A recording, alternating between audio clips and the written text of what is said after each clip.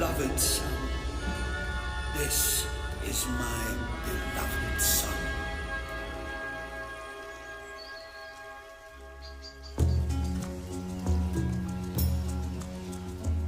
This is The Miracle Maker, one of the most ambitious animation projects ever undertaken.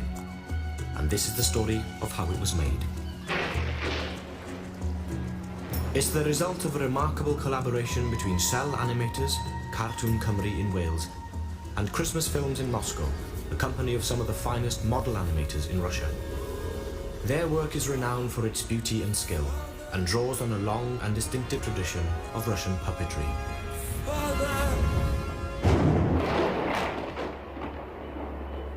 The early 90s was a tough time for people here. Political violence was endemic, food was scarce, money was short, and all the certainties that people had grown up with seemed to be crumbling around them. But in times like these, you need to dig deep to find something to sustain the spirit, be it art, religion, or even filmmaking. The project began in 1995. It would take 5 years to complete and would leave none of the participants unchanged. When I was first asked to do it, I sat there for a minute and I thought, suddenly all these people who'd done it before, all the great artists came in and stood in a great line, and there was Michelangelo and there was Rembrandt and there was Pasolini and Beethoven and everybody, and I thought, who am I to do this, after they've done it? And then I thought, well, why not? The editorial team got together and sort of drew up a wish list of actors to play Jesus. And there's certain givens, aren't there? We knew that it had to be a young man in his 30s. And right from the start, Ralph Fiennes was at the top of that wish list. My Father's house is a house of prayer. But you have made it into a den of thieves! Thieves! When I knew it would be done with the Russian animation team, I was very excited, but also it was a great story. I mean, it is just a great dramatic story, whatever area of belief you come from. But seeing it today, I'm completely moved and blown away by the quality of the animation and the characterization in the faces. What is it about modern animation that makes it so special? Why is it that we're so intrigued by it, so fixed by it? Why is this film touching so many hearts? And one of the animators said to me, I think it's because model animation distills the essence of the human being. Мы стараемся воспроизвести с максимальной достоверностью жизнь, соответственно, тематики, воспроизвести Галилею первого века, воспроизвести характеры, персонажи. То есть это единственное, где возможно, в кукольной мультипликации. So how do you start writing a script on the life of Jesus? It's a huge subject, and you always run the risk of upsetting people. But the real challenge for the writer, Murray Watts, was to find a new way into the story.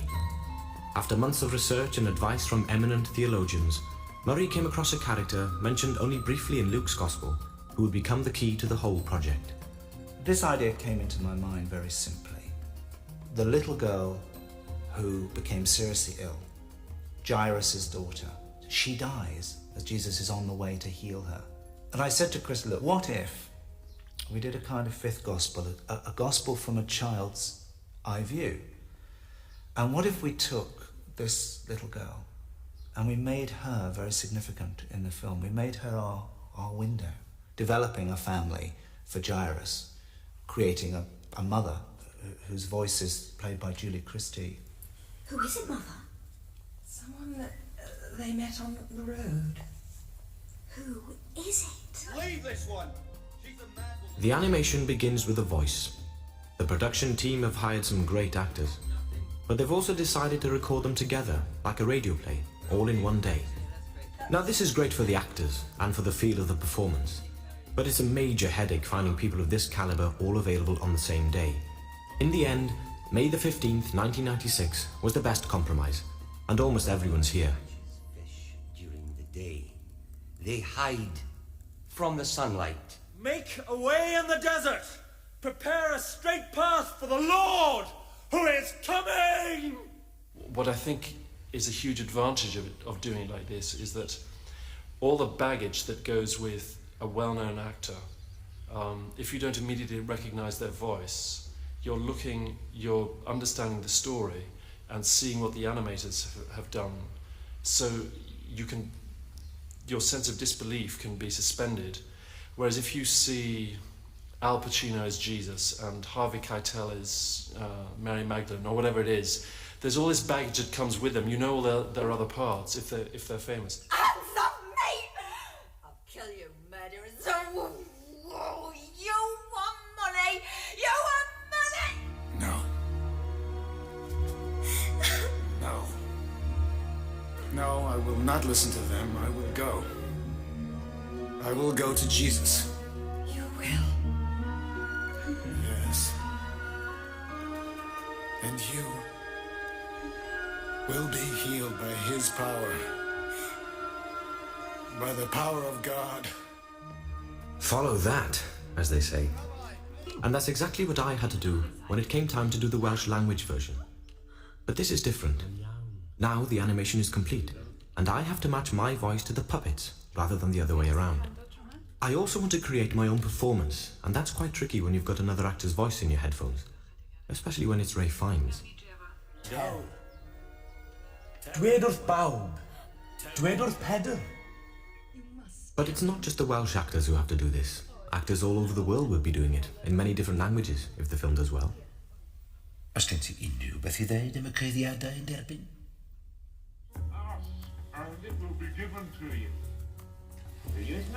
The next stage is to give the voices to the animators in a form they can use. It's an immensely laborious business. It'll take about 4 months to complete. Each section of voice is broken down into its phonetic parts and written against a scale of time, a bit like musical notation on a stave. The animators will use this chart as a guide for matching the voice to the mouth movements of the animated characters. At 4 seconds per chart, that means about 1,400 charts for the whole film. To complicate things further, the puppet animators are Russian, so the charts must also be transcribed into Cyrillic script.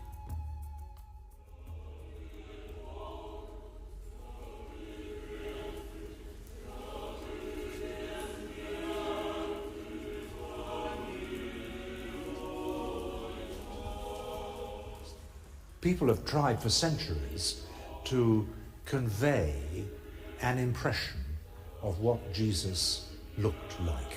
We're used in the West to a very naturalistic tradition since the Renaissance, in which Spanish painters show the wounds of Jesus, show the agony of Jesus, and show him as if he were standing next to us. In the East, in the Byzantine tradition, still preserved in the Greek and Russian churches, you have a quite different tradition in which the attempt made by the artist is definitely to remove Jesus from real life and to try and convey a sense of transcendence, of the superhuman, of the risen Christ. Getting the image of Jesus was always going to be a difficult job because obviously everybody's got a different idea of Jesus, and there are so many images from art history that have come down to us, you know. So we both started working on it, East and West, and the Russians came up with stuff which was very much based on the icon tradition. It's very beautiful, but I thought very bland. And I came at it from the exact opposite direction. I got a comic strip artist called Mike McMahon to work on it. What he did completely freaked everybody out, East and West, because it was so kind of hard and brutal and you know, broken noses and big muscles. And it was only when I started looking at more photographs of real people from the region that things started to come. And I found a beautiful picture of a Bedouin tribesman. And from that, I developed this drawing, which everybody seemed to love. The final element came when the Russians saw Rafe, and they took loads of pictures of him when we did the recording. And they took all those on, and they started to subtly, just very subtly, alter the 3D version that we'd already got, and just add some of his features into it. And the final image, of course, was this. Oh, push the boat further out. Out? Yeah, into the deep. Why? What for? Let your nets down for a catch, of course. No one catches fish during the day. They hide from the sunlight, right down in the depths. But if you insist, I'll let them down. They could be here for hours. Simon! Could be here for days. Oh. Simon! What is it?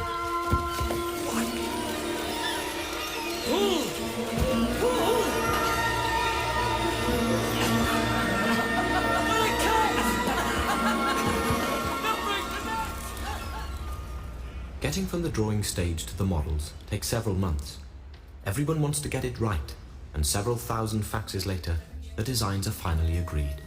The heads are sculpted in clay and then cast in acrylic. Once that's done, the construction of the models can begin. Создается вот такой вот скелетик. После того, как изготовлена конструкция, кукла начинает приобретать фигуру, тело. Вот поскольку исторически все это происходит в Израиле, там жарко, и масса открытых частей тела, мы не смогли прятать руки, как мы делали это раньше, и мы руки изготавливали из нового материала фастфлекса. This new material has never been used in animation before. It's very pliable and lifelike, and the animators take to it eagerly, allowing them to create very subtle body movements. Historical accuracy is a key element in this film. A trip to Israel in 1995 provided the designers with vital information about landscape and colour and even construction methods of the period. Attention to detail is almost obsessive. Basic materials are often hard to come by and difficult to import in any quantity, yet they still manage to produce astonishingly beautiful artifacts out of virtually nothing. Во всех наших фильмах, которые мы делали раньше, конечно, мы стремимся достичь определенного совершенства вот, в искусстве. Конечно, мы пытаемся реализовать какую-то почти невыполнимую задачу. Мы хотим создать образ самого великого человека. Нереализуемая задача. No! Sir, don't trouble the master anymore. Don't be afraid. Keep on believing. And she will be well.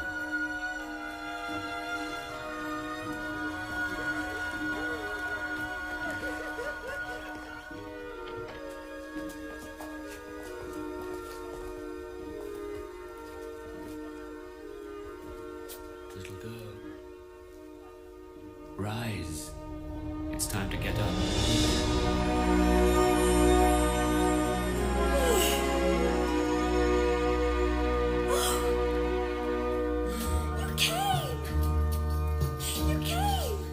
Yes, I'm here. I'm here.